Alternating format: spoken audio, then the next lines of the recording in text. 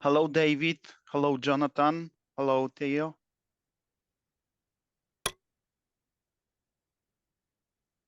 Hello. Hello. Hello. Hello, hello.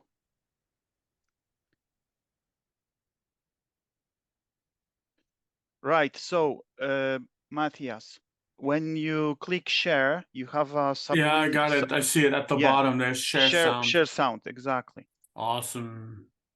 And stereo high fidelity. Let's do the test. Oh, you want to try it again? Yes, Okay. yes. Share screen, portion of screen, share sound, and you want full-on stereo surround sound. Okay.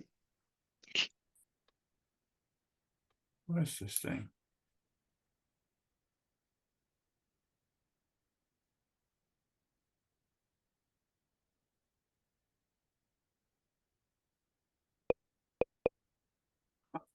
Yeah, we can hear this was a great card. Yes. It had a PPP server on board, But and make the sound from YouTube louder. To a 1990s era ISP.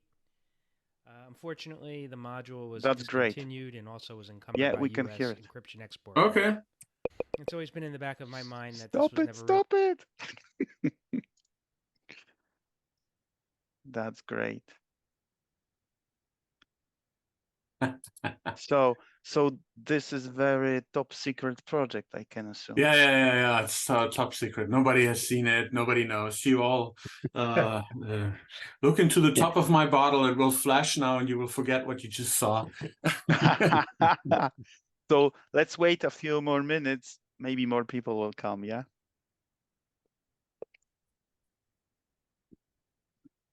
It's a 15 minutes video. That's nice. Yeah, he got into a lot of detail. It's pretty cool. It's really awesome. Nice. Nice. I have also some news. I hope Kevin will join, the guy who recently, I bring him because he just made that Wi-Fi PCMCIA card. Yeah, I asked him to join to us, and he said he will join to Oh, cool. Yeah, that guy. So yeah, the FujiNet one. Yes. Yeah. Yeah, that's pretty awesome. And recently, yesterday, I have a chat with him that I asked him if it's possible to also emulate the linear flash memory on that device, and he said, but only 8 megabytes. And I said, 8 megabytes is great. It's great for us, yeah, because we can put. My idea for this was to put kind of initial software like Newton Internet enabler and necessary drivers on that kind of card. So, but he said the only one problem with this will be that you can have only one device at once. So memory card or Wi-Fi, which is not a problem because from the memory card you could install the drivers and then switch to the Wi-Fi, and that will work. Yeah. So technically, it could be possible to put initial software to even run the Wi-Fi, that Wi-Fi card on the completely blank Newton. Yeah, but I hope he will tell more. I'm gonna try to message him to remind him. Yeah. Well, I think the limitation is the address bus. He has to somehow get all the data that comes from the pins from the address pins and get those onto the microcontroller. The microcontrollers have just a limited number of pins. And I saw that there was some logic chip that he generated, that he built himself. And I wonder if that's the limitation. Because in theory, I think PCMCIA has 64 megabytes. Yes, he said that theoretically it's possible to have a 64 megabytes of memory. Yeah, but he said that would be more complicated because the card. It's about space. He said to me that more chips, more, I don't know, something like this. Yeah. I'm not sure exactly. Okay.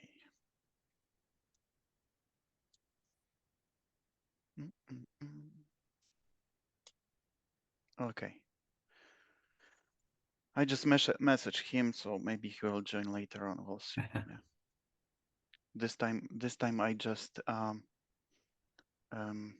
opened the session for everybody, so I don't need to click to allow people to join. So I hope no one crazy will join to us. Yeah, I hope you guys don't mind. As a German, I kind of have to drink beer during this. Yeah, no problem.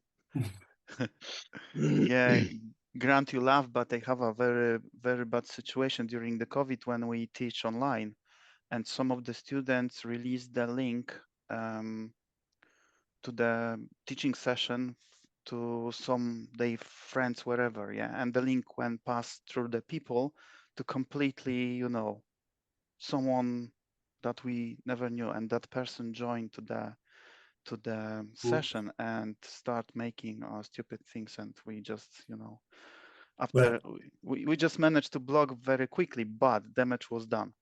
Yeah. So yeah, sometimes people do crazy stuff. Yeah. Yeah, the reason I laugh is because that happened during an online typography conference that I was helping organize. Oh, and right. Okay. we had people moderating, but they weren't fast enough. And yeah, it was quite humorous, but yeah, you hate it when that kind of thing happens. It just throws a wrench into stuff. Yeah. You gotta introduce the 5-second delay. Actually, it's not that easy to do. No, it's impossible. Because, yeah, I mean, it's possible to do the delay, but it's like, yeah.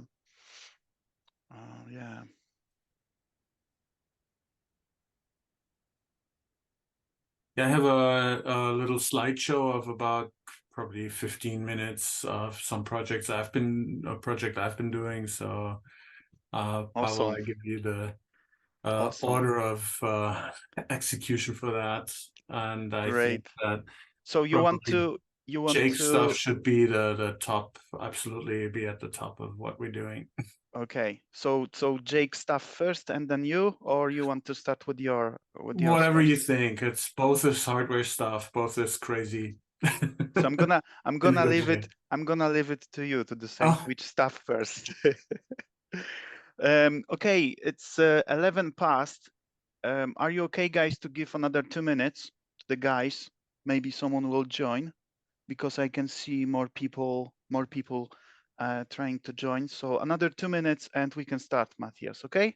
Yeah. Great, awesome. And I'm gonna click record because I'm pretty sure that will be great session. So I want to record it.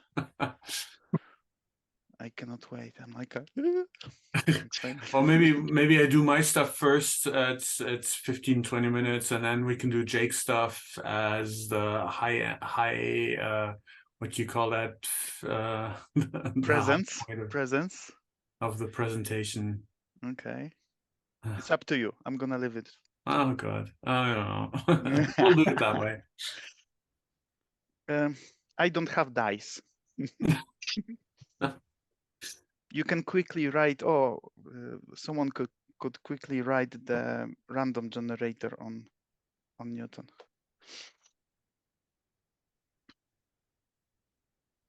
Okay.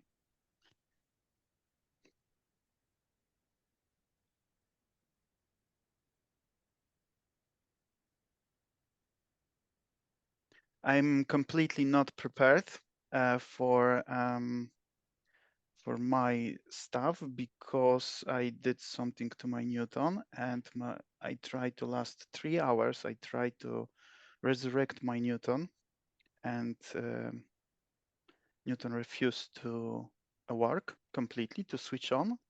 And suddenly, magically, exactly like 5 minutes before our time, just wake up. I don't know what I did. So that was just in case for you extra, Pavel, I got this. So in case you need it, I'll just give me a second. Yeah. You see, I have it. Okay, good. Oh But my. I shouldn't be laughing too loud because I lost my pen and all it did Oh, fall down the desk and that's it, and I can't find it anymore, which tells more about my desk than anything. you don't want to see my desk, okay? Right. Okay. So I think we can start. So hello, everybody. Good to see you all. And we have a lot of good news tonight. So I'm gonna hand out the voice to Matthias because he wants to show us a few very exciting things. Okay, so as I said earlier, it's a little bit difficult to put this in order, but I leave Jake's stuff to the end because it's the highlight.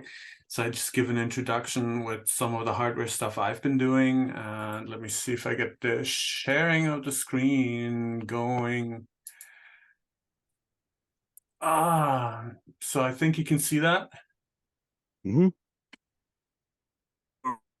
Yes.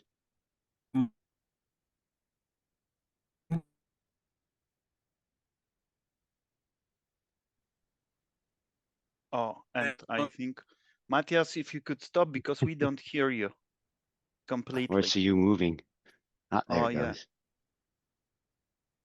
Once Okay, again. let me. Now it's fine. Now it's fine. Can you hear me now? Yes, Yes. now it's fine. So if you Oh, could start good. once Okay. again. Yeah. So we've been playing around with the Newton a lot and doing a lot with the hardware, and so let's see what we haven't explored yet. And this is the back side when you open your message pad to 2000, and that's what you see. And the first thing I played with was the ROM board. And we have a replacement board with flash, so we can change the operating system, which is pretty funny. You can have a French operating system if you like, and the German operating system, and all these kind of things. Of course, we all know the external port, the interconnect port, and we've done several projects with that. Pavel has done a cable that with the dongle together can connect to it, and other stuff. We've explored the internal modem slot, and we'll say much more to that later. And we've not looked at this port yet, and I don't know if anyone knows what port that is. It's the port to the LCD display, and now our machines are getting older and the contrast of the LCD is getting worse, or I'm getting older too, so I can barely see anything on the LCD anymore, and the backlights are getting dim. And so I decided to take a closer look at it. And you see by the writing on it already, this is a standardized cable. So I unplugged it and I looked at it, and it's a 0.5 millimeter cable. And you can actually buy those cable on Amazon cables, no problem. And you can buy one thing that's called a breakout board. So you connect the other end of the cable to it, and it's you can see the traces on the printed circuit board. All it does is it takes whatever signals are coming from the message pad and puts them on the right onto this pin header. And the pin header, there you can look at the signals, and for those signals to control them, you need a very distinct and fine and clean laboratory setup like this one here. Yeah. And that's what you see here is a logic analyzer. So you can look at the signals, each one at each pin. And the other thing before you connect that is an oscilloscope where you can look at the signals. And that's super important because one of the signals on there has 22 volts versus the usual 3 volts. So you don't want to connect to that one because it will blow up the logic analyzer. And then when you look at all the signals and all the pins, you get something similar to this. And I was thinking, can we figure out what exactly those pins are doing? Because it's 20 pins, and some of them are very obvious, ground and power supply. And some of them probably, since it's a video connector, will have a horizontal sync and a vertical sync and the pixel data. And the good thing is I saw on the oscilloscope right away, the pixel data is digital. and it's 3.2 volts. So the best thing to do is just connect it to a microcontroller. The microcontroller, this Raspberry Pi Pico. This is some pretty crazy, awesome microcontroller that can read signals at up to 150 megahertz, which is to me insane. And luckily, our hardware is so old, it runs at 1.5 megahertz. So it's doesn't even touch the capabilities of the Raspberry Pi. And I wrote a little program that just took the signal. I connected the breakout board on the left that I showed you earlier from the display to the Raspberry Pi, and then I wrote a program, and the program looks at the signals as they're coming in and converts them randomly or with some smarts behind it, and then outputs them to this TFT. And the TFT here, that's just a standard $20 Amazon Waveshare product that uses SPI commands. So you can just send it pixel data, and you can say, oh, just make the pixel at coordinate X, Y, make it red, and it will make the pixel red. So the idea was to take in the pixels that come from the Newton, convert them, and output them to the SPI display. And the first thing I saw is you can see on oscilloscope, you can see the horizontal sync. So when the vertical sync is the more important signal. When the image starts, it sends a vertical sync signal. And then for every line, it sends a horizontal sync. And then it has 8 data lines, and it sends a signal, a clock, for every time those 8-bit of data are readable. And the first thing I saw, and I calculated with my calculator, and it's just like 480 by 320 pixels, which is, now let's put it different. A horizontal line only has 80 pulses and 60 pulses, and 60 pixel pulses is wrong because we have 480 pixels across. So why is it only 60? And also the Newton has 16 shades of gray. So by taking 8-bit and 60 pulses across, I don't get my 16 shades of gray. So I was wondering, and I was experimenting, and I was trying to decode the signal. And so this is one of the first results after I had the horizontal and the vertical sync going. And this was very annoying. And then at some point, all of a sudden, I had a line like this, and I was like, there could be a dialog box open with a wavy frame maybe or something, but the order of bits was wrong. So I experimented a little bit more, and you can see, oh, there seems to be text and another line of a dialog box, and another attempt, some more software written, and here you see this is definitely a dialog box, and we can almost read it. The order of bits is still wrong. And at this point, it was just fascinating to me that the Raspberry Pi in software, just by using the CPUs, it can do it with hardware too, but in software is faster than the output of pixel data from the message pad. And so I was able to recalculate the stuff. And at some point, I think I got the formula. And so this is really taking the live output from the message pad that's running and outputting it to the SPI display. And I'm currently at a frame rate of 8 frames per second. And it just works live. And here you can see one thing that was very surprising. There's a ton of noise at the bottom. And in the beginning, I was very frustrated because I thought there was noise on the lines and I couldn't get ones and zeros. I get this noise. And it turns out that the shades of gray that the Newton has, the display actually doesn't have shades of gray. It's just a black and white display, and they're just flickering the dots on and off. And the display is so slow that it looks to us like it's gray, but in reality, it's a black and white display, and it just uses a pulsed output. And so you see a little bit more. This is how such a laboratory setup looks like. You have this called a breadboard, where you can just plug in those lines and connect everything.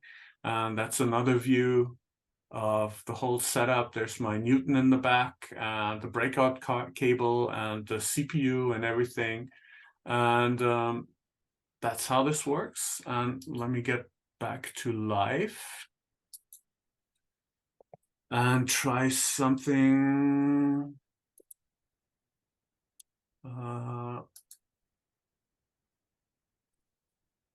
So here's the thing live. And here's the setup. And let me see if, of course, the touchscreen's not currently working.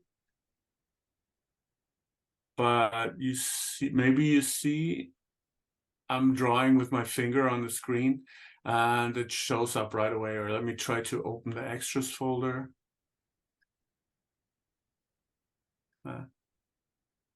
Of course, there's the dialog box open, but it's live. It works. Maybe I can just.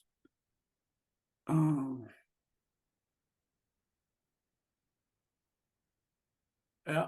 So you saw I rebooted the system and it takes the screen content. So it's not a driver thing or anything. It really is taking the actual digital data from the port and converting it into SPI data. And let me get this beautiful face back.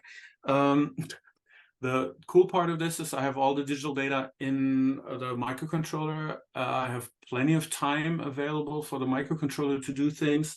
So it is thinkable to connect something like an e-paper display. And if you look at the e-paper and the size of the screen, it's very similar. It's thinkable to actually replace the screen that we have in existing devices with an e-paper or a TFT display. And yeah, just to sum it up, it was a ton of fun. It took about a week, and I don't know where we're going from here, but that's maybe up to you guys.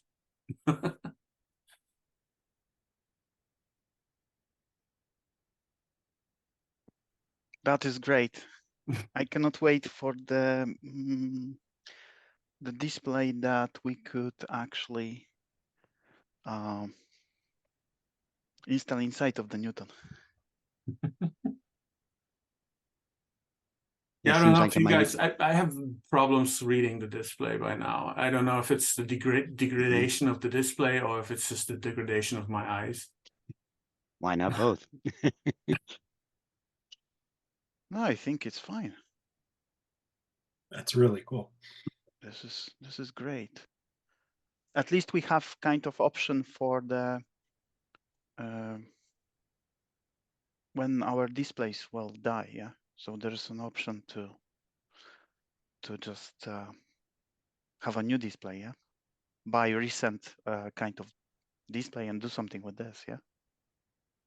It's to me it was more like a learning piece. The microcontroller that we're using is really the size of a yeah, it's like 8 millimeters by 8 millimeters, looking at it right here. And it could actually be part of a flex cable, for example. So we could really replace the display with a drop-in system and just keep going. And the touch screen part that's the easy part. I didn't even bother implementing that. But yeah, I don't know. Other than that, it was just a fun project, and I'm amazed, even though being a software engineer for such a long time, how fast microcontrollers are these days, and the data throughput that you can get going. And it was just fun. That is great. Yeah, wicked cool.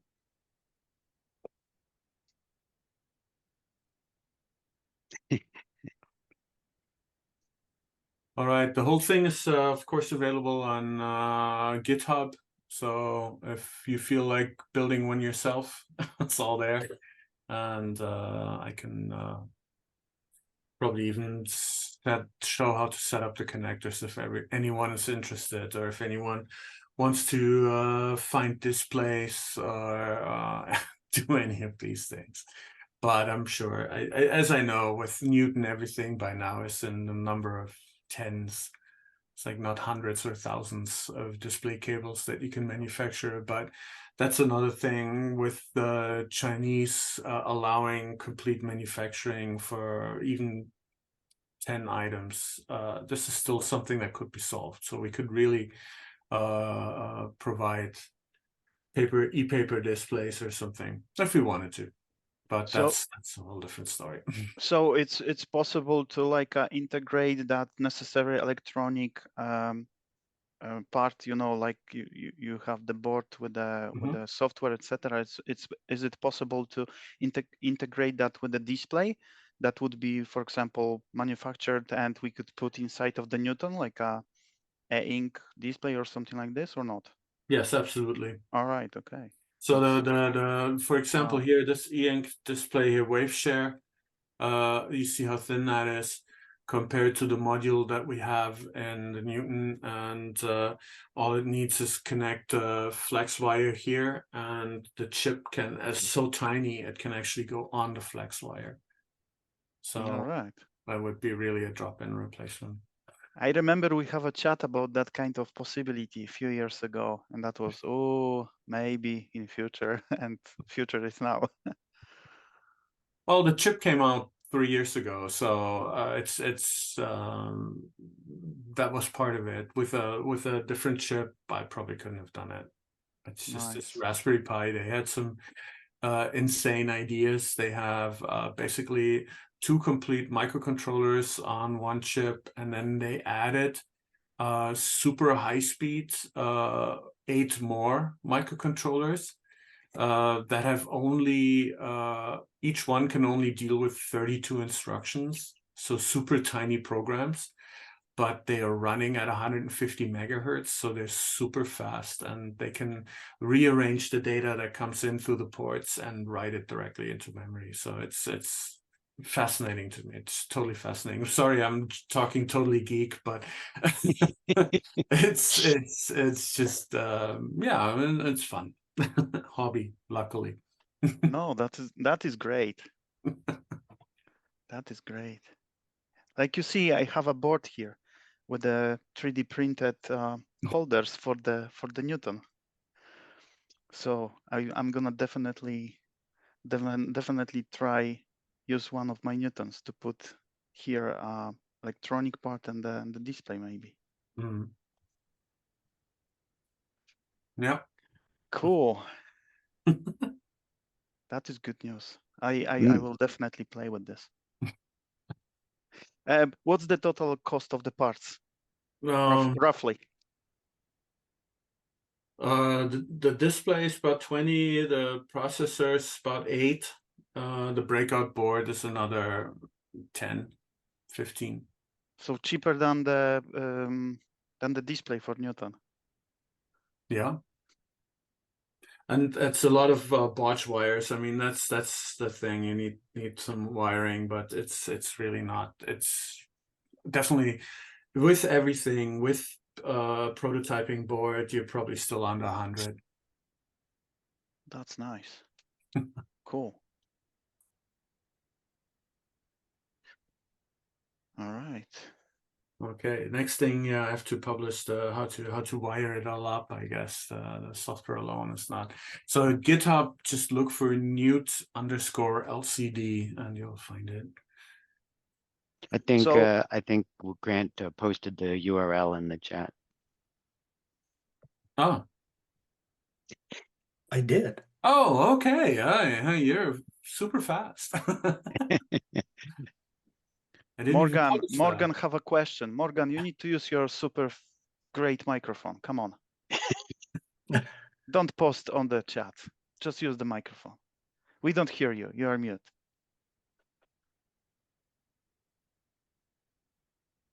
Still, we don't hear you, Morgan. You're still muted. Okay, so I see it. I see the chat right now. So let me see. VGA, yes, you can. The chip actually can do VGA and DVI output. It's capable of doing that. You could convert into VGA right away. Touch digitizer, yes, the chip can read the touch input from the waveshare display, and it can output analog data, which is what the Newton expects for the digitizer. So that would work without any driver. I mean, there's no software whatsoever involved on the Newton side. What do we have next? Oh yeah, there's my link. Thanks, Grant. The connectors are the same in the 2000 and 2100. That's correct. In the older Newtons, I'm not sure. The display is square in the older Newtons. It just has this printed on menu at the bottom. But the Raspberry Pi is actually able to read pretty much anything digital. So I think it's probably digital data as well. And since it's only black and white, there's a good chance, but I don't know exactly how the wires look.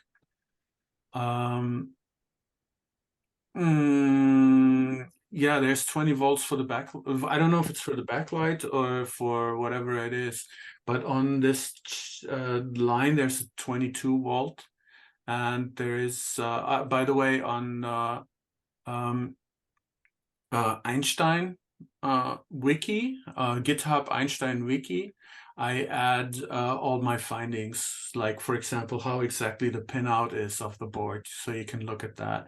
And I assume that the LCD needs the 22 volt. The backlight is completely separate and has its own plugs and has its own voltage. So probably the Raspberry Pi would need a pin to find out if the backlight is on and then change everything to green, which is also possible because the display is a full color display, so that would be easy. And yeah, those are the questions. So so far. Guys, do you think that because the display is color, you'd be able to wiggle out the grayscale? Yes. I have not looked at how the pixels behave over time. So I just see that they're blinking. And since I'm only digitizing every 5th frame or so, we have 16 shades of gray. I guess that they're blinking in different patterns. So I would have to watch the display over time, figure out the pattern, and then send grayscale information to the TFT. Okay. Yeah. The TFT can definitely do it. It's a full color, 65,000 color TFT. So yeah, just takes a little more fiddling. Yeah. Well, with the TFT, one thing that's easy is I can regenerate if I want to the picture at 60 hertz. That would work. So over time, I could simulate the grayscale. If we use e-ink, e-ink can only update like 3 or 4 or 5 times a second. So I would have need to watch the output and then figure out what's grayscale and then refresh the e-ink accordingly. So to not put too much stress on the e-ink display.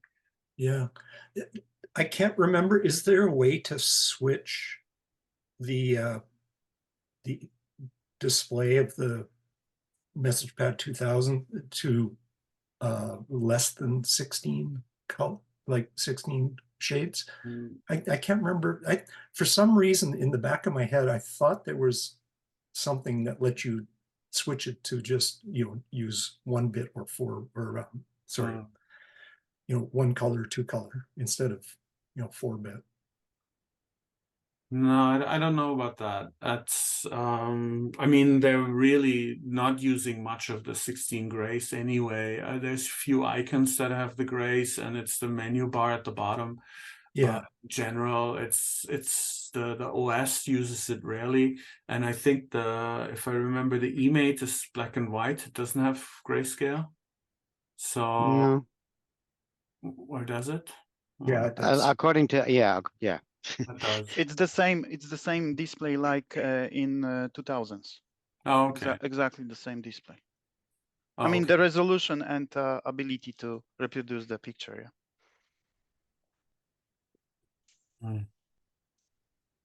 Let me put this in the glass so we don't get canceled from YouTube for showing my beer bottle brand or something.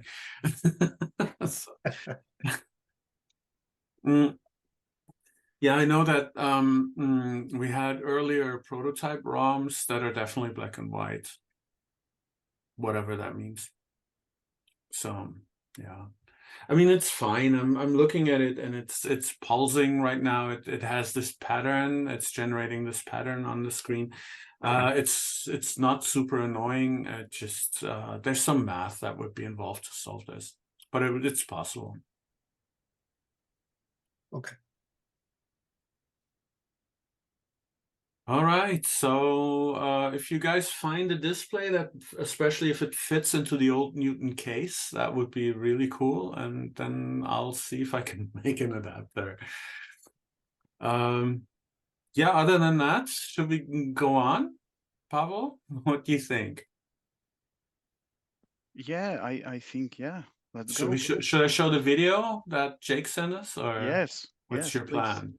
Yes, please. Okay. I have no plan. I have no plan. It's for it's just meeting I organize. But what we do here is up to you, Okay. guys. Yeah. So Hey, no we all pressure. no pressure. Yeah. No pressure. Yeah. Yeah, I have a few things, but I'm trying to organize them now. But yeah, feel free to show the video from Jake because yeah. Oh, okay, or if you want to do those other things Yeah, first, yeah. I don't know. No. Okay. Let's go with Jake. I'll see. Try. Let me know if you hear sound or not, and then we'll see. I try to be computer literate.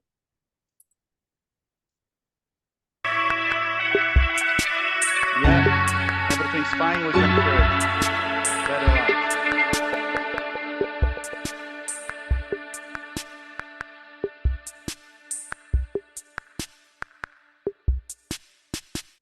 Hi everyone, this is Jake Bordens. Sorry I couldn't make the meetup this month, but there's something I wanted to present, so I recorded this video. For those who don't know me, I've been around the community since 1997. I have various development projects and a couple hardware projects as well. You might remember my presentation in 2020 on the mysteries of the internal serial slot. You can find that on YouTube if you're interested. We're going to continue some of that work today. This is my standard disclaimer.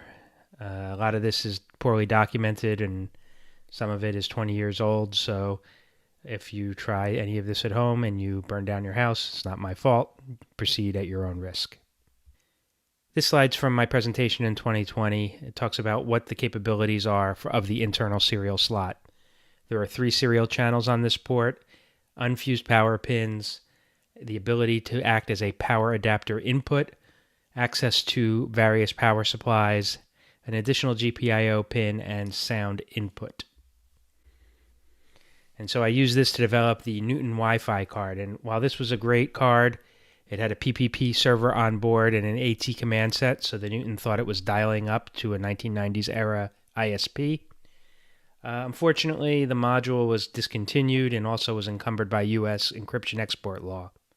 It's always been in the back of my mind that this was never really widely accessible, and what could we do to make it more accessible? So what if we were to design something new? Well, first I'd choose a more commodity Wi-Fi module like the Espressif ESP32S3. This is widely available, used on many development boards, is not encumbered by encryption export law. The ESP32S3 has a USB connector, so why not expose that? And if we have a USB connector, why not use USB power delivery to charge and power the Newton? Since the internal port has 3 serial ports, why not hook them up to the ESP32 and see what we can do with them? So we've got a modem port, we've got a keyboard port, and we have the serial channel 0, which is the dock connector, which has an interesting asynchronous mode that I haven't played with yet. And also there's a GPIO pin for various other uses. It can be an input or an output. And ideally it would be something easy to manufacture. So here it is, the Newt ESP32. Let's go over some of the features. So first, that USB port I mentioned, a power delivery sync chip that negotiates 9 volts when connected to a USB power delivery power supply. I put some boot and reset buttons there. They're useful for developers to program. They're hard to access when they're installed in the Newton, so they're really not very useful, but they're a last resort if you need to reprogram the module. Of course, an ESP32S3. A 7.5 volt regulator so that you can take that 9 volts and turn it into 7.5 volts, which is what the Newton expects from a power adapter. A 3.3 volt regulator to power the rest of the circuit. Something called an ideal diode we'll talk about in a minute. A PTC fuse just to be safe because these are unfused power pins. Some circuitry to enable and disable the 3.3 volt power supply. Some tri-state buffers. These interface the Newton's signals to the ESP32 and are the thing that obeys those selector pins I mentioned earlier. Some XOR logic to invert flow control signals. I have a history of getting flow control backwards, so I put some hardware in to kind of prepare for that. Unfortunately, I think this caused some additional hardware bugs to creep into this design, which are going to necessitate future versions probably. And there are also some LEDs on the board. Now, in an ideal situation, this is installed in your Newton, you never see them, but I wanted some external visibility to the performance of the circuit when I was testing it for the first time. The first one is a V-bus light that lights up when there's power coming from the USB-C port.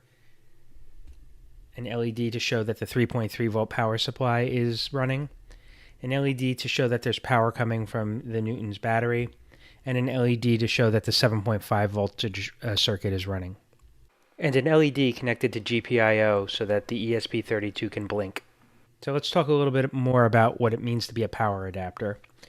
If you read the docs, there's this line about using a 10 milliamp current limited voltage at the same level as the unfused power pins to tell the Newton that there is a power adapter connected.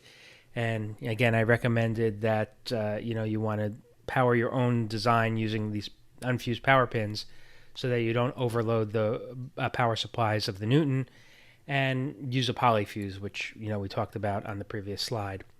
Also, this PS adapter in signal is important, but you can't just connect a resistor to it and be done, because the Newton will always think there's a power supply if you do that. So just to talk about it a little bit more, these are the power pins on the internal serial slot. You've got 3.3 volts from the Newton, you've got 5 volts from the Newton, you've got that unfused battery voltage, and you've got 12 volts. All of the regulated power supplies here are shared, so you don't want to consume too much of them because you might not have enough power budget for your design. And so I use the unfused battery voltage for most of the powering of the circuit.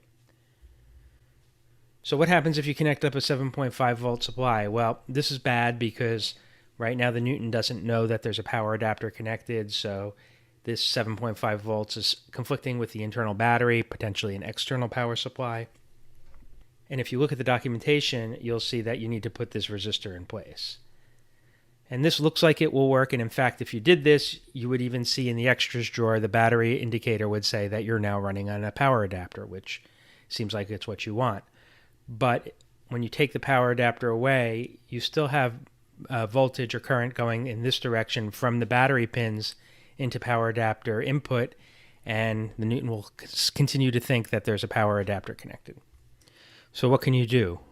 Well, you could put a diode here. And diode acts as a one-way valve that only allows the current to flow in one direction. And so in this case, it would work. If you hook up that power supply again, the Newton would indicate that there's a power adapter connected. And if you would disconnect the power adapter, it would then go back to running on battery. But there's one problem with this design. The problem is you have a 0.7 volt drop across the diode. This means at those battery pins, you're no longer providing 7.5 volts, but you're providing something more along the lines of 6.8 volts. I don't understand this operating region chart very well, but I do know that 6.8 volts doesn't have a very large operating region. So I wanted to get closer to 7.5 volts. And to do that, I use something called an ideal diode, which isn't really a diode at all, but a small circuit that acts like a diode, allows current to only flow in one direction, but has a very small voltage drop, meaning that we can push this up to closer to 7.5 volts. And from here you can power the rest of the circuit on battery or power adapter. So what does this board do right now? Well, I've tested USB serial pass-through to the dock port and to the modem port and put a little logic in there to do baud rate switching. So I have actually been able to install packages over USB using the standard dock app and New 10. The modem port and keyboard port work for serial debug logging. I can get it to blink the LED. And I'm using the tiny UF2 bootloader. It's a bootloader that allows you to install new software. A little bit of logic in the firmware to trigger the bootloader when I need to install new software. And this is important that if you write new software, new firmware, you need to make sure that you can trigger the bootloader, because if you can't, then you need to take the board out of the Newton, power it, use those reset and boot buttons that I mentioned earlier to get it into the bootloader mode to load your new firmware. And so having a software bootloader really helps speed development. So let's talk about what's been tested and what hasn't.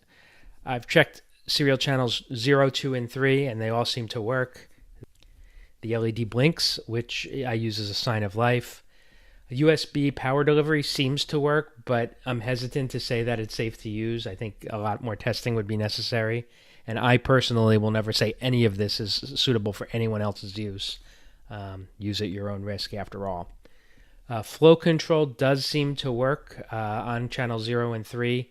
I can get data to go both directions with flow control enabled. Whether or not it's actually doing flow control, I'm not exactly sure. I have not yet gotten serial channel 2 to work as a keyboard, but it does work as just a normal serial port. I haven't yet played with the synchronous mode of serial channel 0. The synchronous mode, if we can get it to work, in theory, would allow us to go up to 2 megabits, which would be pretty fast compared to regular serial data rates, at least. Some things that didn't work. I should have read my own notes. I manufactured the PCB a little too thick. I used 0.8 instead of 0.6 millimeter PCB manufacture. So it's a little tight when you go to close the lid. Also, USB power delivery and data does not work at the same time. I had assumed that a MacBook Pro could put out USB power delivery and data at the same time, but when you connect up the device to your Mac only puts out 5 volts. That's not enough to energize the 7.5 volt power supply, and so it's not enough to run the board.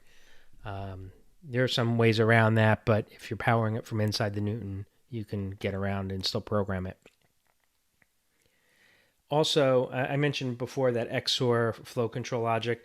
I found that for reasons I'm not fully understanding, I had set all of that like I/O logic to be powered by the Newton, and the idea was to keep the Newton's power supply and voltages and signals separate from the 3.3 volts that powers the board, and I kind of have like a separation of powers, or at least the power rails.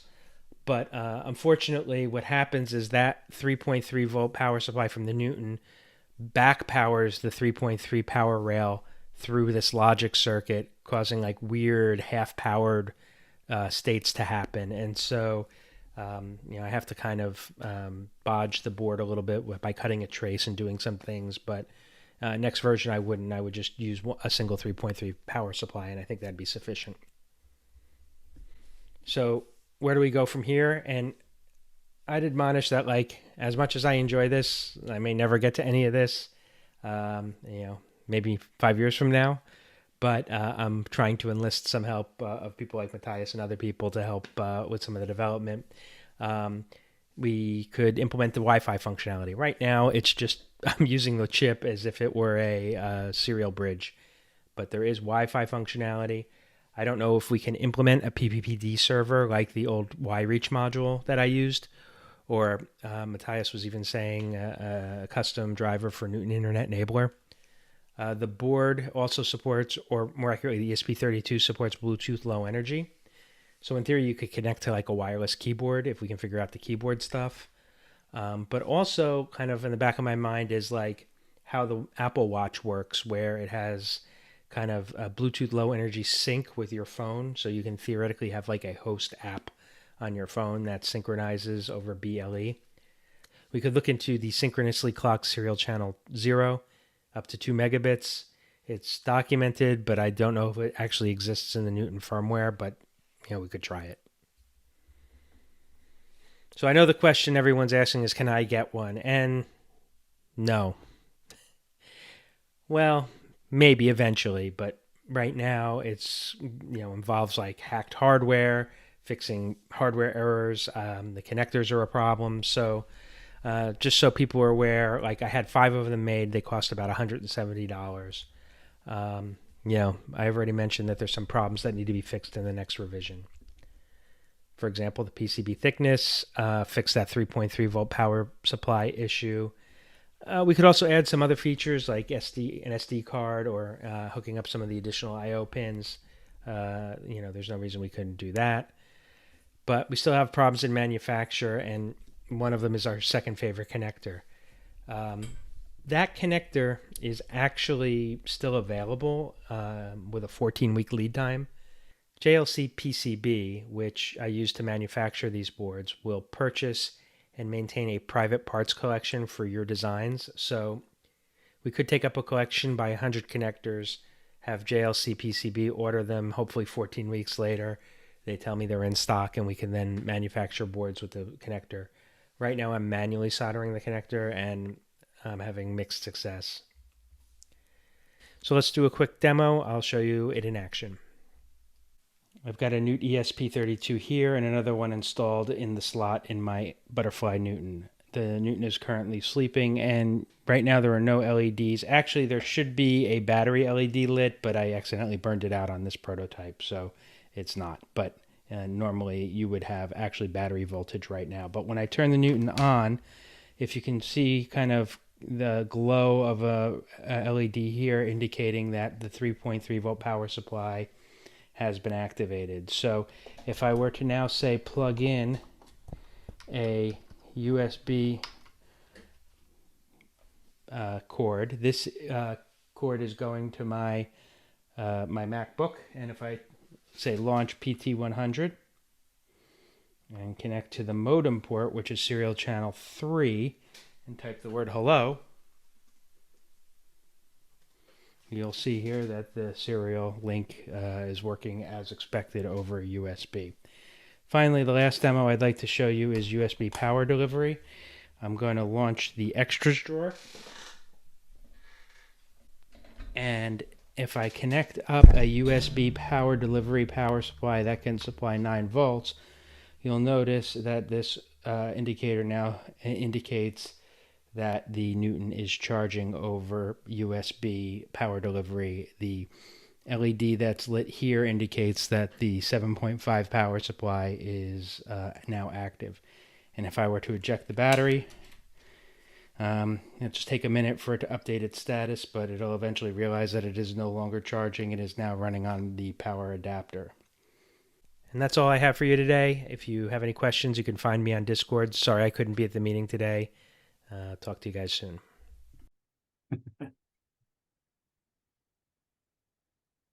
That's Yeah, twice today. Go ahead. Go. No, I was just going to say that's twice today that I wanted to use the meme from Futurama. Shut up and take my money.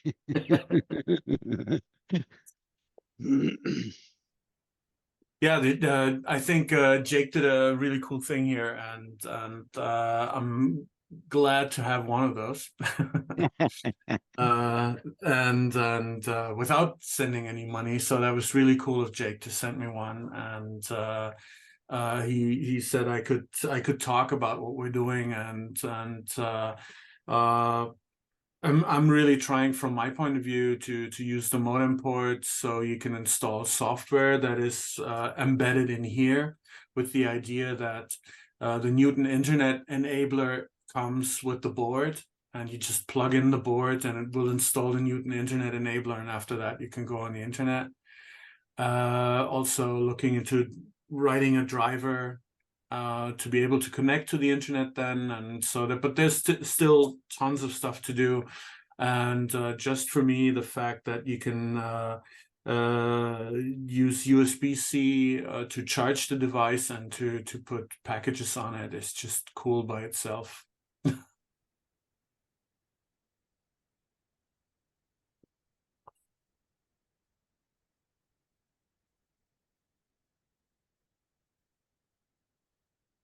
So just to get a time frame, I assume that we've been talking about a few things, and he said in the video about the power distribution on the board that definitely needs to be fixed. There's some improvements that can be done, and he has everything published on his GitHub. So first of all, if you feel like it, you can actually go on JLC PCB and have your own PCB made, which of course in a number of one is a little bit stressful, but it is possible. About the missing connectors, I still have about 50 of those. I had a whole batch made many years ago. The minimum order back then was 300. Don't ask me where the other 250 are, but I still have a few. So if you really want to make one of those boards, I'll be happy to send you a connector to solder on yourself. But if we have a second version of the board and we actually decide to do an order of connectors, JLC PCB would send us completely finished boards that just need to be plugged in and would run.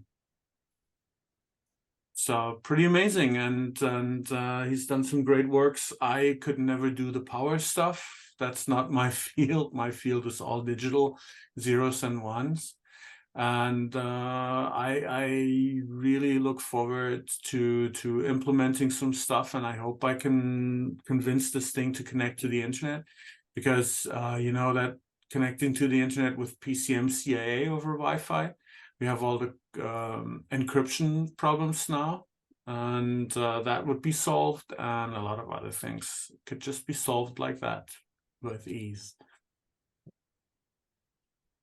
Wow. The connectors for 100, one connector is 170, €1 or $1.70 per connector. So if you order 100. So we could gather people who wants that board, and we could order more boards and maybe order for everybody. I don't know how many people, but I assume, yeah, most of the current users, like active users, wants that board in a Newton. Especially the installation is not super. When you have the board, the installation is not super problematic. Am I correct? Or Yeah. not? You take off the backside of your Newton, which you guys have seen by now that my Newtons never come with a backside. And it's a few standard screws. You need a small Phillips driver and screwdriver, and then the connectors up here, and the board goes in here, and you just got to push it on, and you can put additional screws in here, but that's not really necessary. And then the port will appear in the back, the USB-C port. And then you put the back on, and that's it. That's all you have to do. There's no bodge wires or anything you have to run. And it will invalidate your warranty with Apple, though. Too late. We don't care. You're such a rebel. we don't care.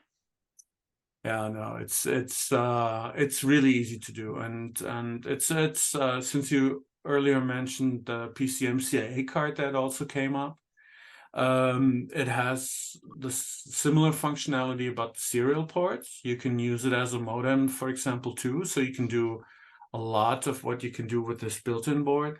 The huge big difference, and that I find very brave, is this power delivery system, that you can use a regular USB charger, and you can run the whole device over a regular USB-C charger. That is pretty cool, and that's something you could never implement on a PCMCIA card.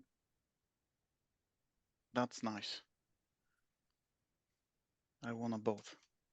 Like it was said before, I want a both. That's it. That is what I want to say.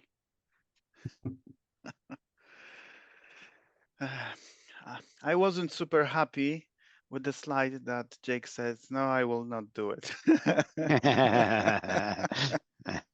And maybe the Wi-Fi version with additional options, you know, in the next 5 years. Yeah, I know. Well, he got super far, and by now I think most of the power stuff is sorted out, and he only has to reroute 2 or 3 wires, which is not a huge deal. And all the rest is just like, you know, you put some additional wires in, because it makes price-wise absolutely no difference how many wires you have on a PCB, and those ESP chips are super cheap and available, and so you can just run those additional wires, and that's all we need, and then the rest can be solved in software, says the software engineer. Easy. It's like the meme with the how to draw an O. Yeah. How I'm does not it sure go? if you saw. So it's like two pictures. One picture is like a, you know, sticky, you know, a few lines, and on the other picture you have beautifully drawn, you know, all like a photographic drawing. Yeah, that's like easy. You just need to connect a few things. Nice. Yeah. Well, it has the chip is cool in that respect. It has a so-called OTA, over the air update. And so even if we make the if Jake decides to put another PCB design out, and we later improve the software, the chip can actually update itself. As long as you have Wi-Fi, it will update itself, and so we can fix things later on. It's like a little bit like Tesla cars work. You buy a car with no software, and then after a while, it updates itself and gets better over time. Guys, I can see you just put a few questions or comments on the chat. If you are able to run your mics and do this, you know, online, because later on people who will watch that on YouTube, they will have no chance to see that questions. So yeah, if you, Jonathan, if you can run your microphone and you're happy to ask your question, that will be great. Sure. I haven't had a Newton online in a long time, but I have one arriving tomorrow, and I have the PCMCIA card. Is there a way to turn on a proxy in the Newton Internet software so that we could SSL bump? I don't know about that. I'll update you all tomorrow when I find out. Okay.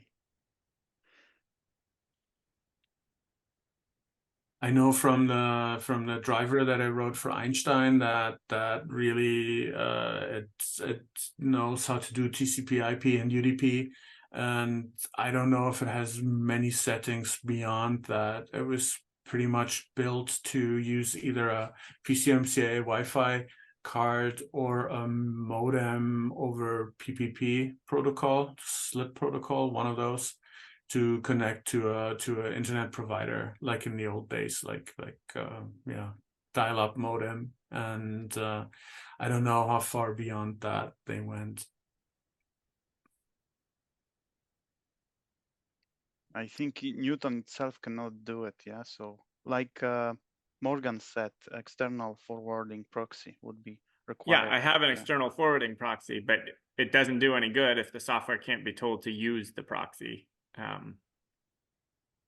I cannot recall. Got a number of other older devices online on the modern internet that way. It's a transparent forwarding proxy called a SSL bump, or Squid is the software you usually end up using. But you have to tell the device to use the proxy. Proxying goes back pretty far, like Windows 3.1. You could tell it to use a proxy, but I don't know if it goes back this far.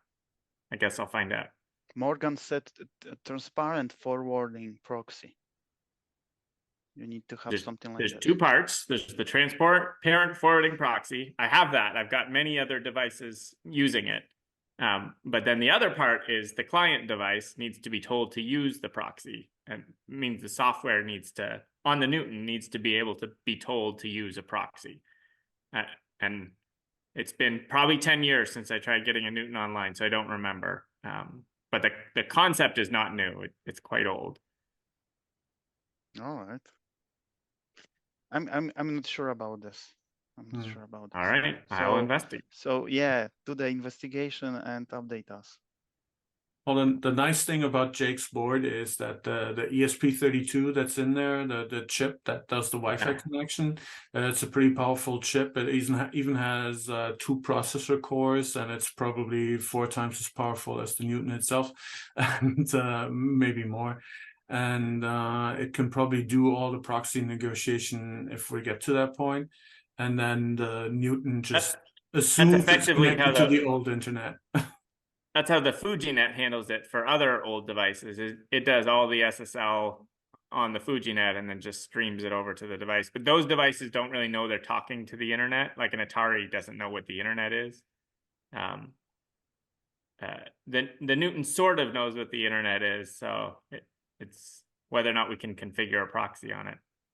I'm surprised no one's tried, but I'll give it a try. Internet setup does support an internet HTTP proxy setting. Okay. Okay, there you go. We'll give it a try. There you go. And on the Einstein side, there are 2 drivers. The one that just Paul wrote that just forwards unchanged the packages as the Newton sends them out, which is great because you can have internet in both directions. You can receive connections and so on. But as you say, there's the old internet and the new internet, and you can't interpret anything. It just goes one-to-one. And I wrote a driver that where Einstein itself pretends to be the old internet, and then in the background connects to the new internet, and so it can convert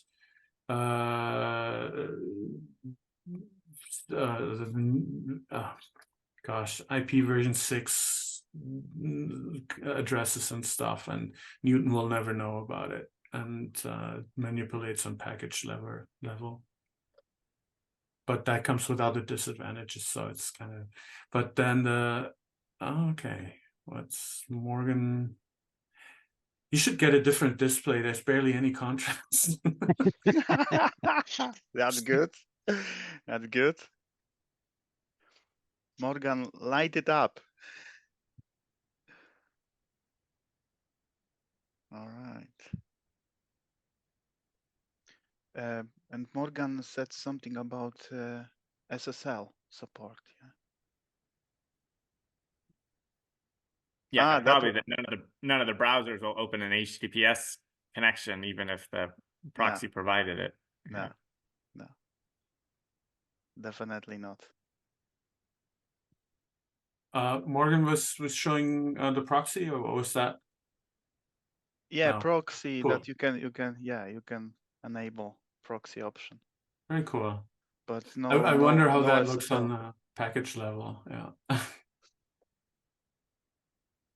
I think Newton couldn't even compute that security layer for the HTTPS.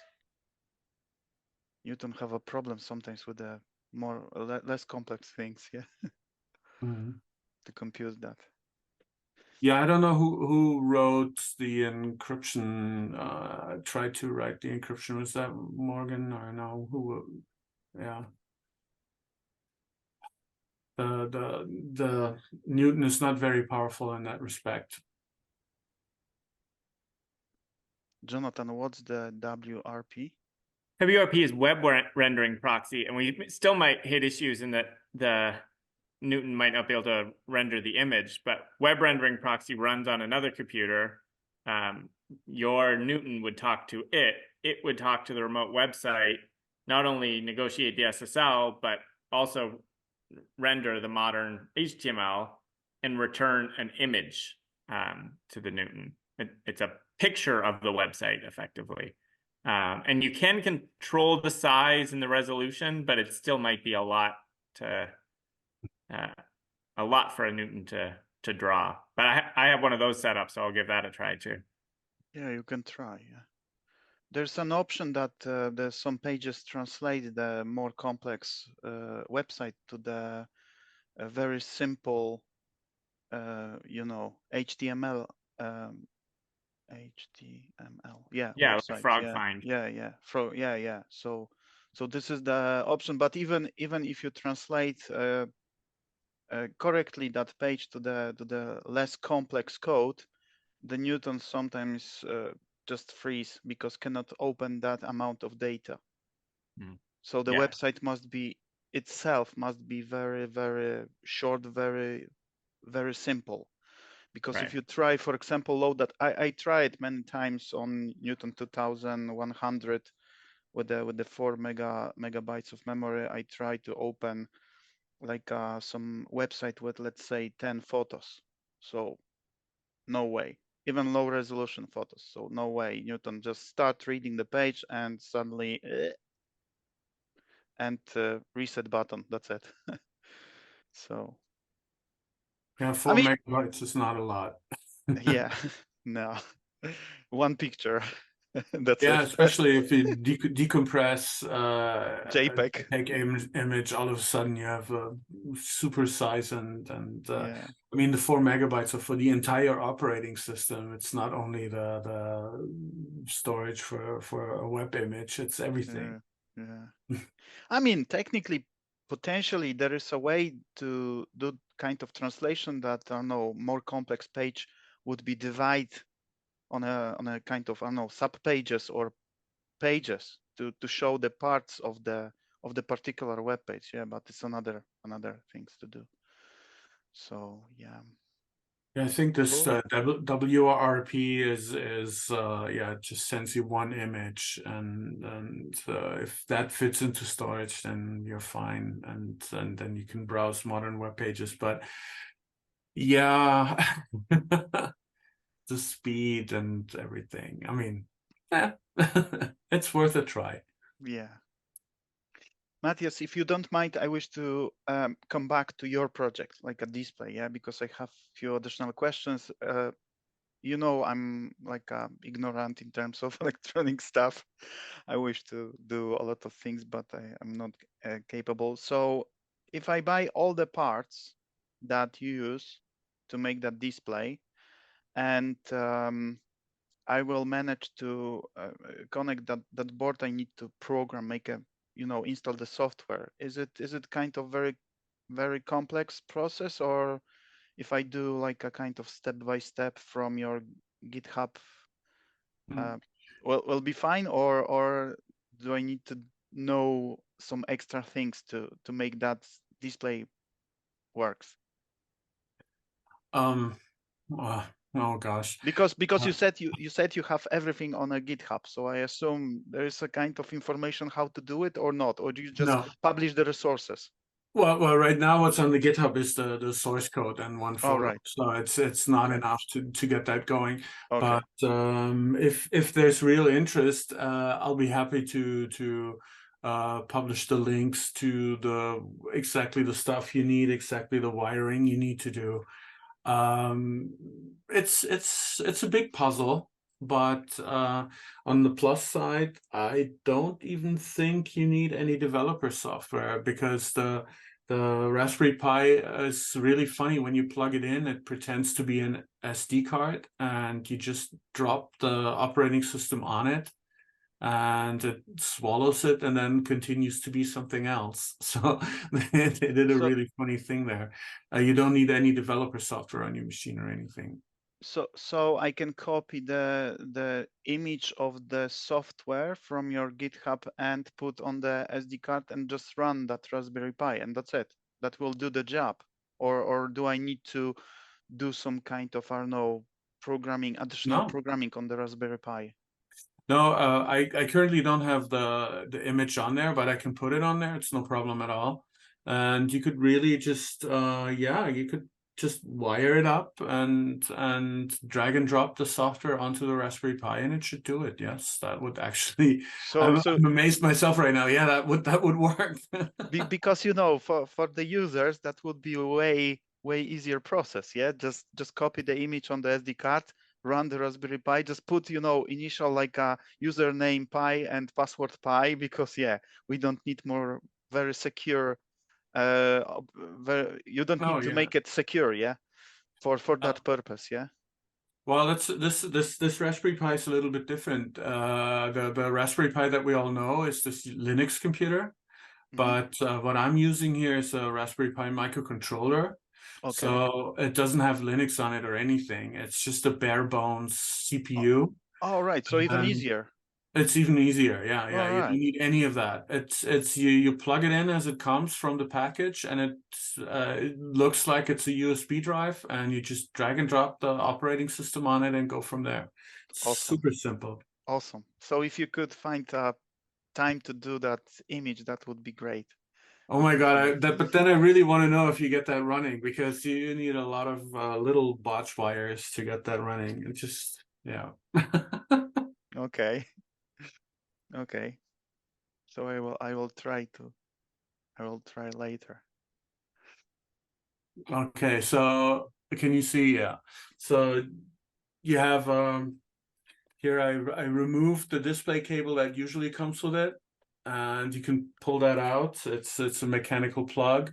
That's pretty easy. And then you need this wire here. It's a standard industrial wire and used a lot.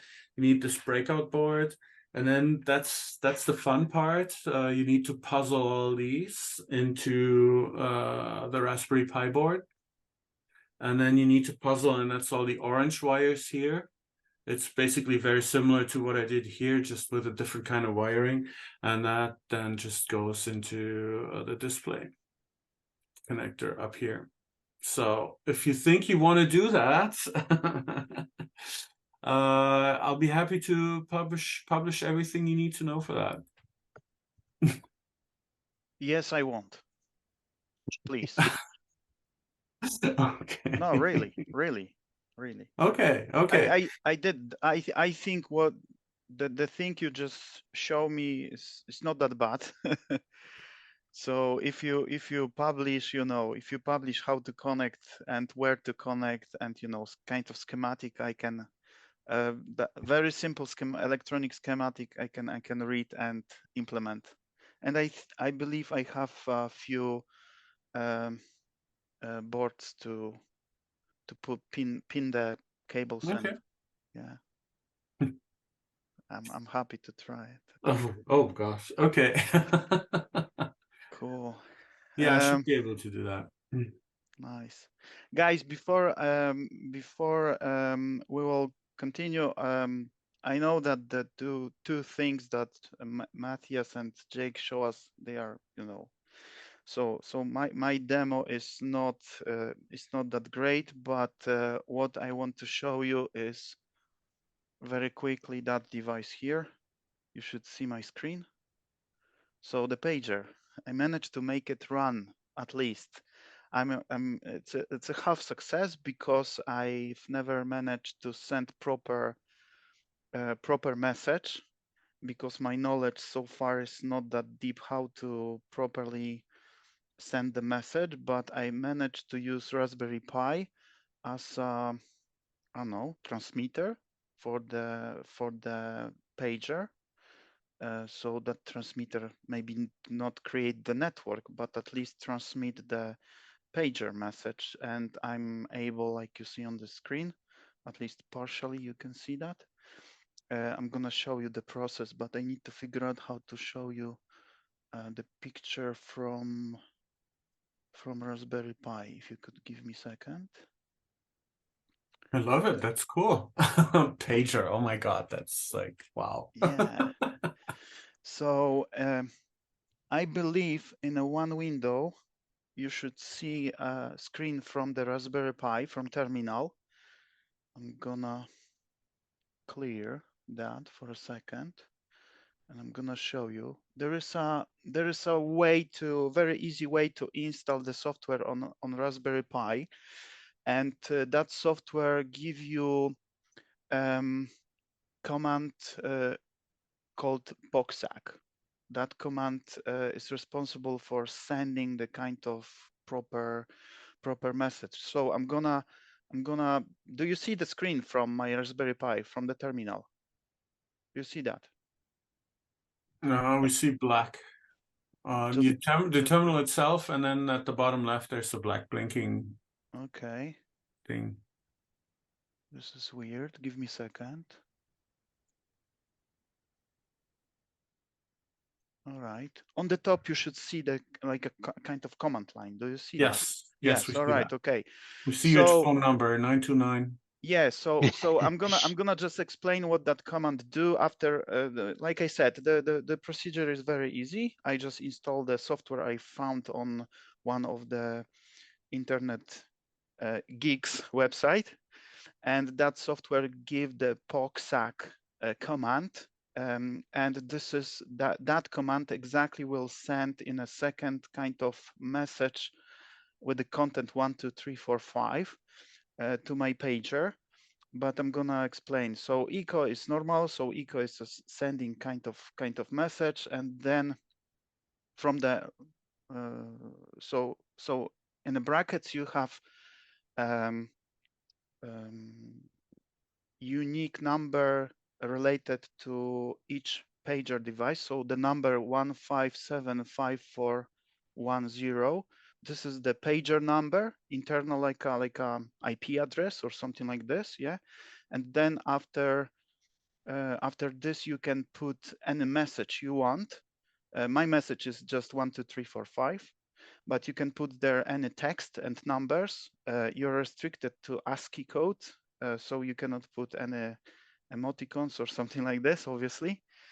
And later on, there is a sudo command, and after this is POCSAC command. So it's a main command that set up frequency. So you have switch -F.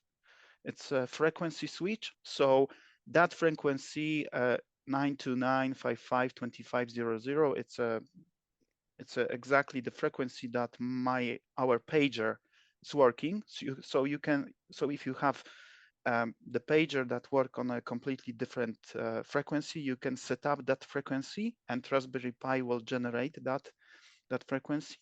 And later on, you have a few switches related to the message. So -B, it's type of the message, because in the POCSAC pagers, you can decide if you want to just send the numbers or alphanumeric text. So -B and option 3 is about alphanumeric. Then -R, it's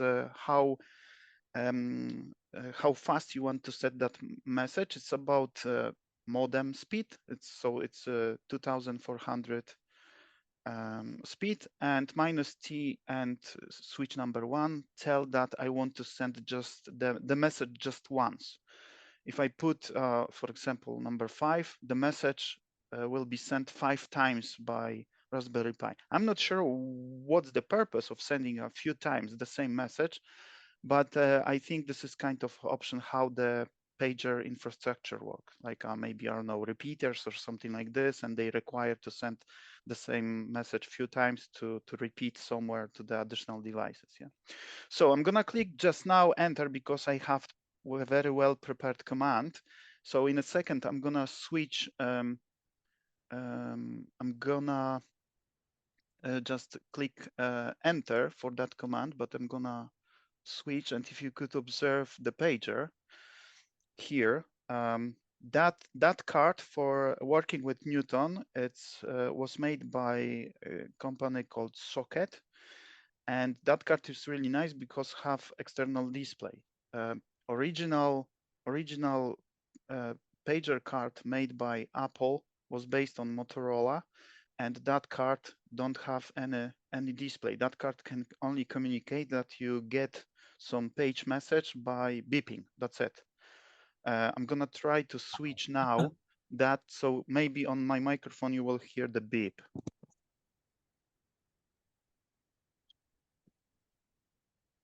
I'm not sure if you were able to hear that double beep.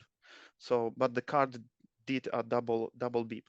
So that card's working working also on Newton, but I'm gonna demonstrate how the pager is working with this card. Okay. So we lost the connection with Newton. Give me a second. Please come back. Oh, the hardware you've collected is amazing. I didn't even know there were pager cards, and it's pretty cool. Okay, give me a second, guys, because I don't know why I don't have a picture from the camera. Oh my God. Okay, now it's fine. Very cool. All right, okay.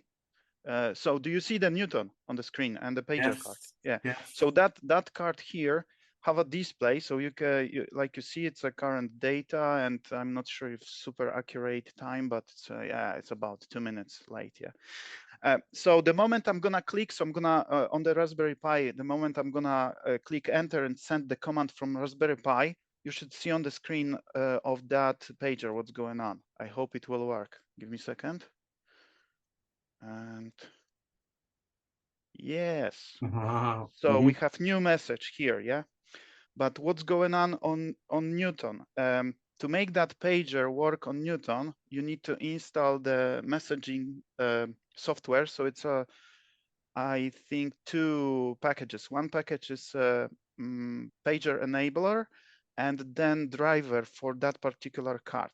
What is great on Morgan's UNO server, the both package for this socket card and for the original Apple, they are both drivers there. So I was super happy that when I found out that that pager will work with Newton. So I'm gonna switch to Newton screen now, so you can see. And to get that message, you just need to go to in out. Basically, we're going to inbox, and on the bottom you have receive button. And after you install the software, you have not only fax, beam, and update and other things, but you, like you see the last 2 bottom options, the second last is socket. So it's responsible for that card I have in the Newton, and the last one messaging card is the original from Apple. So technically you could put in Newton. I've never tried actually, because I don't have ability to send at once on both frequencies the message, because the both pagers, they working on a different frequencies. It's not the same frequency for both of them, but technically we should be able to have both page cards in the Newton, and we could receive from different page networks, the messages. Yeah. So to get that message from the Newton, I just need to pick up the socket option, and after a few seconds, yeah, like you see on the screen, you have message. Like I said before, I'm gonna click on that message to display that message. Okay, so like you see, I'm getting something, but it's not 1, 2, 3, 4, 5 that I try to send. So this is the part I don't know why I don't have proper message. Probably kind of encoding problems or something like this, or I'm doing something wrong, because I tried my Raspberry Pi with a different pager, and different pager receiving proper message. So I'm not sure, somewhere maybe in the software, or maybe encoding in the software that I have in Raspberry Pi, maybe there is some issue that I cannot properly decode. But like you see, it's working fine, and then I can repeat, and I can send different message, and Newton very nicely pick up. So it's a good fun, yeah. What is great, that if I stop, because I need to stop that card from working, so Newton asked me if I want to stop communication with that card. I'm gonna click OK, and I'm gonna close inbox, so I can take out the pager from the card. But the pager is like a, separate device, so I can send once again the message, and the pager, like you see on the screen, the pager just get the message. So technically you could put that card in the pocket, and that message will be received by the pager. So Newton is only device, only we need Newton only to read the message from the pager, because pager don't need Newton to to take the message from the network. Yeah. So that is great stuff. Mhm. Yeah. All right. So Nice. I think the message that you showed earlier was, doctor, please come quickly to the emergency room for surgery. yeah, yeah, Wow. something like this. So yeah, I don't know. How many of you actually use the pagers? Because I've never. That wasn't my time. My time. I was too young to use the Gray pagers. hair, yes. All right.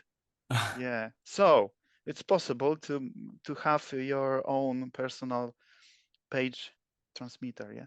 I've never tested the range of that, but at least at home I can get pager. And maybe I'm gonna show you quickly if you give me a second. I'm gonna show you how's the device working, but I need to disconnect. So you have on the Raspberry Pi, there's actually a transmitter to send Yes, the message? yes, and I'm Ah, gonna okay. and I'm gonna show you how fancy is it, the transmitter.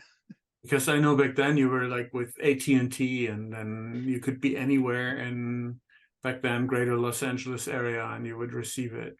So look at this, Oh Matthias. wow. It's just Raspberry Pi with the tiny piece of um, cable on the Yeah.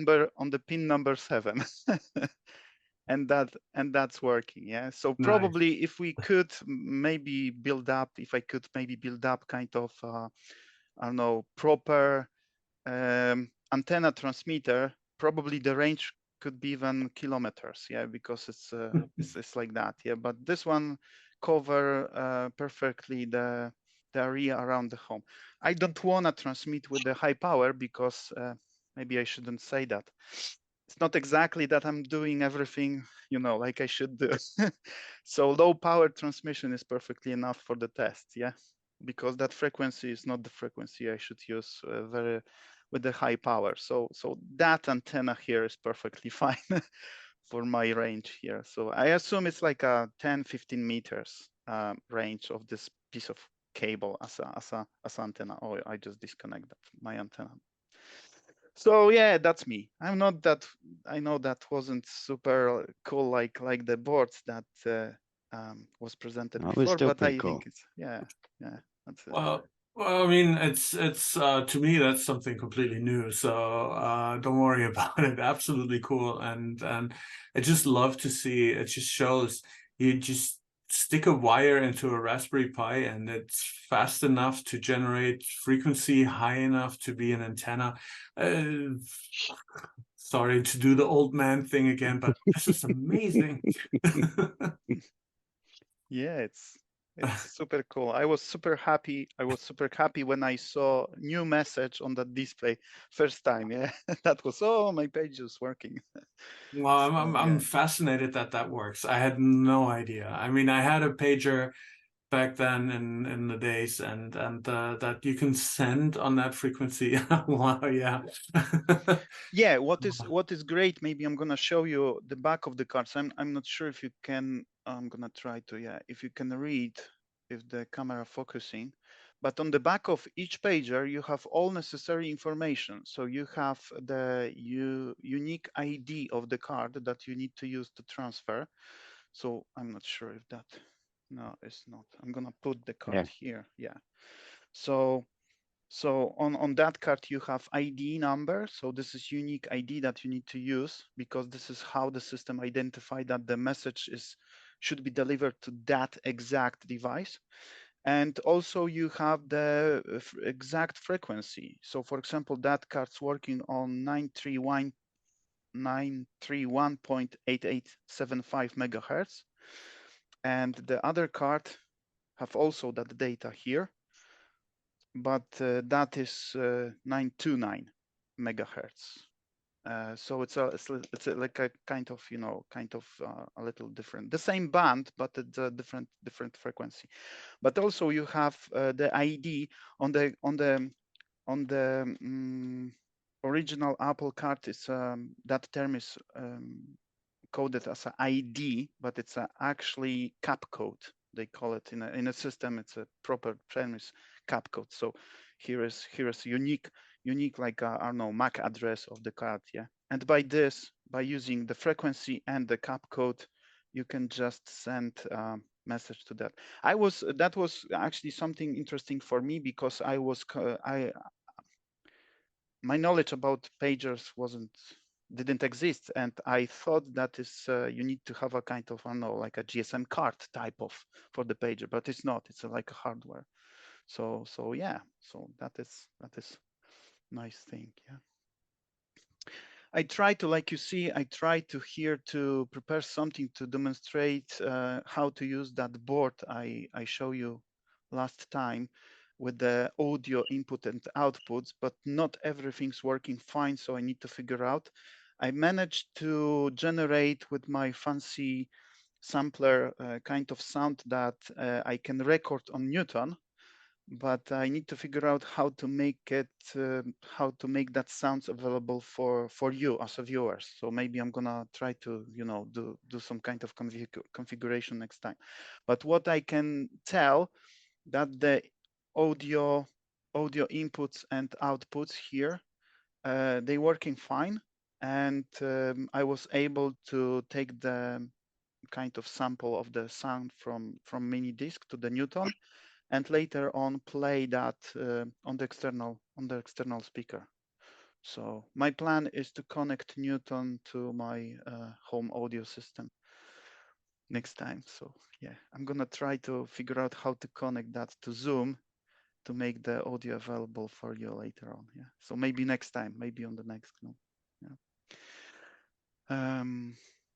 Yes, Morgan, about the wattage. Yeah, but like you said, different countries, different rules. My country is not that super cool that I can use, so technically I shouldn't. But the range I measure with my different device. I have a Hack RF device, so I can measure the how strong the transmitter is. So like I said, the range of that piece of antenna on my Raspberry Pi is about 15-20 meters. So it's fine. I do not do any damage in the air with that transmitter. Yeah.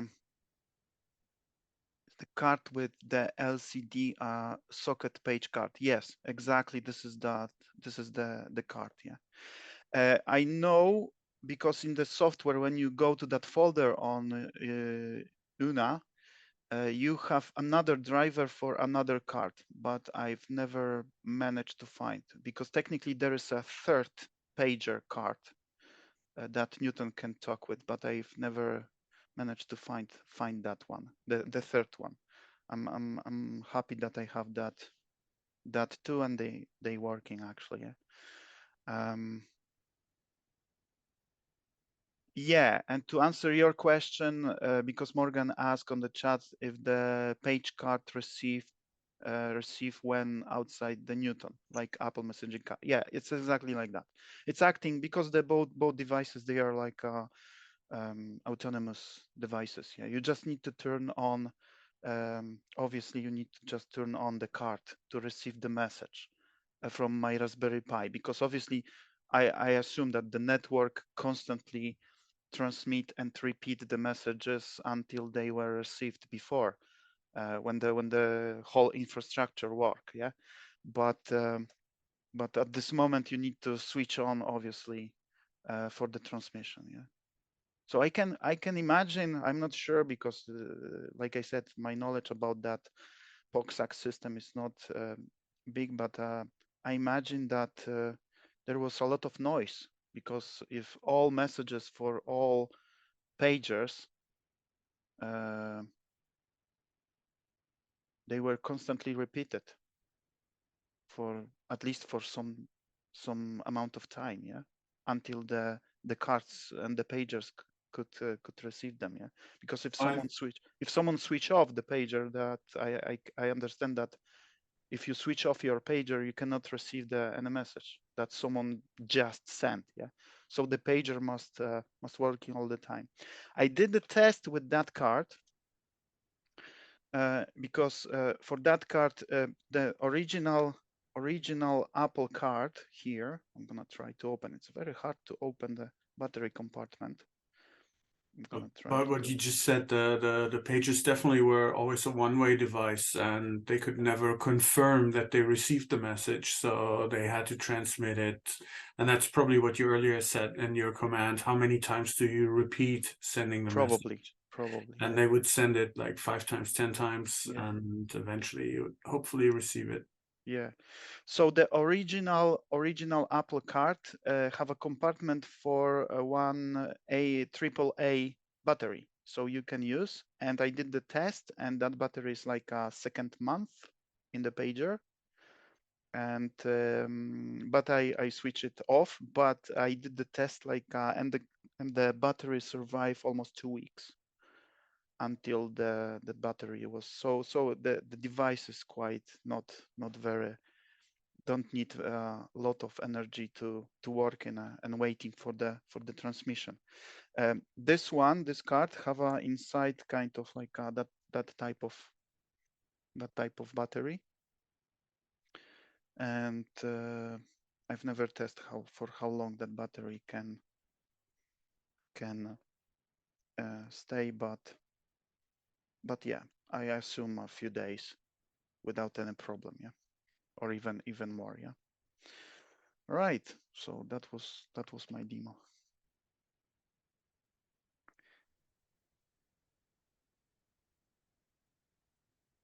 Okay, nice stuff. I mean, paging, wow. And then you had the secret code. If you send me a 777, come home quickly. Yeah. Yeah. What is interesting, the POXAC system is still working. A lot of companies, they still use pagers, yeah.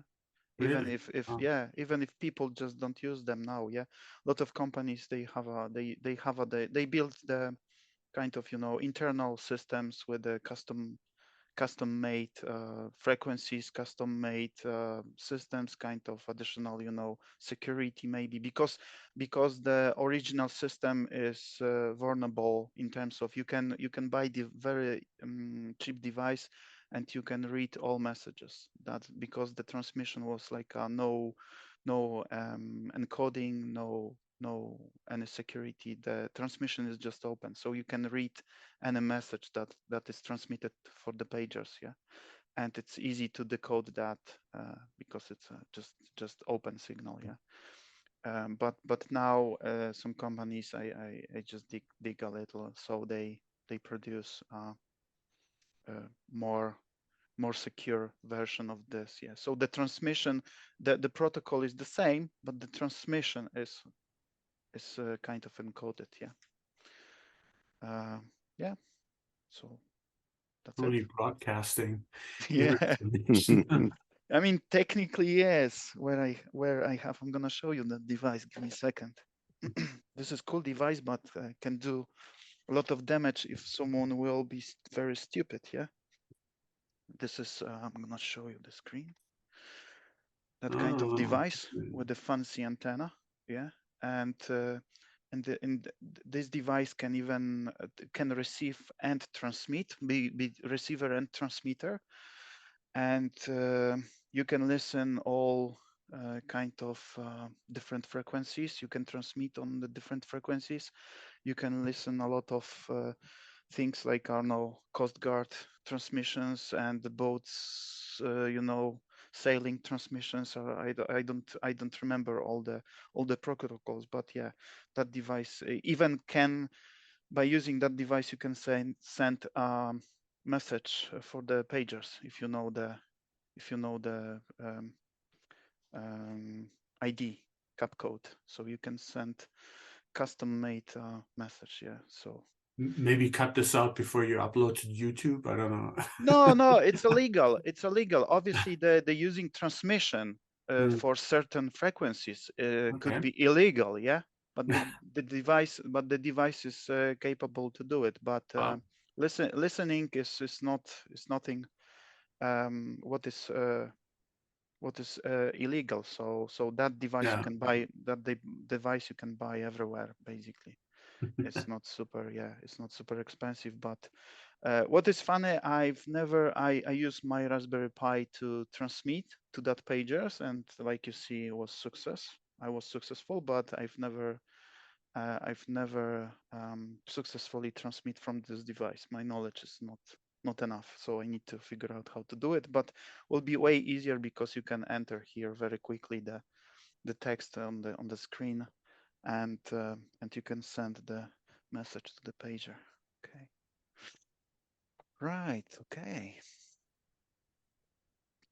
Do you think it's enough for tonight? Yeah. Yeah, we probably should have spread this across 3 meetings. Yeah. Yeah. Do not sell everything at once. Yeah. But yeah, that was good. All right. So like always, guys, feel free if you want to chat, if you want to discuss something more, feel free. I'm gonna leave the channel open, but if not, we'll wrap up, and maybe next time we'll have a chance to chat about this, because usually people always come back to with the questions after they watch the video on YouTube. So maybe that will be kind of discussion for the next time. But Do you Matthias, get a lot of traffic there? I mean, not big, but yeah, Okay. people watch the Oh, videos. cool. Yeah, yeah. It's not like like a thousands or something like this. Yeah, but yeah, Millions, you get paid. yeah.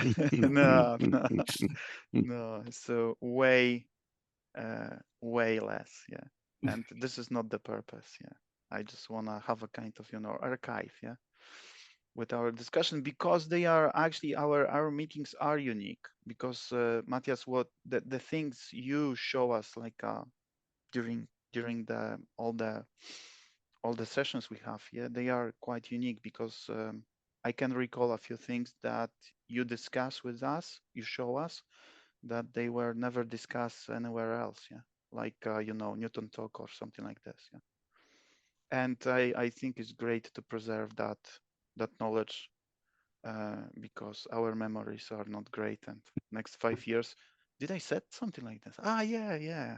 It's And working like that. Yeah. what always gets me, this is like technology from the mid 90s, and we're in the mid 2020s, and the stuff we can't see anymore that goes on, and it's just amazing.